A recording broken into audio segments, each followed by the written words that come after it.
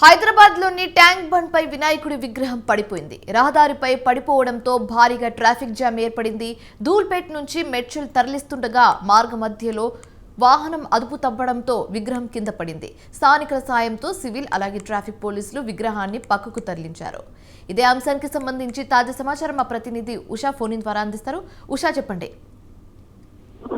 శివాని, మరో 3 రోజుల వినాయక చతుర్థిని పురస్కరించుకొని హైదరాబాద్ నగర వ్యాప్తంగా ఉన్నటువంటి ఏదైతే మండపాలు ఏదైతే ఉందో మండపాలకి సంబంధించినటువంటి కమిటీలు ఎవరైతే ఉంటారో వారందరూ కూడా ధూల్పేట నుంచి విగ్రహాలను విగ్రహించి తమ స్థానానికి అయితే తీసుకువెళ్తున్నారు. ప్రస్తుతం చూసుకున్నట్టయితే ధూల్పేట నుంచి మేడ్చల్కి గణేష్ విగ్రహాన్ని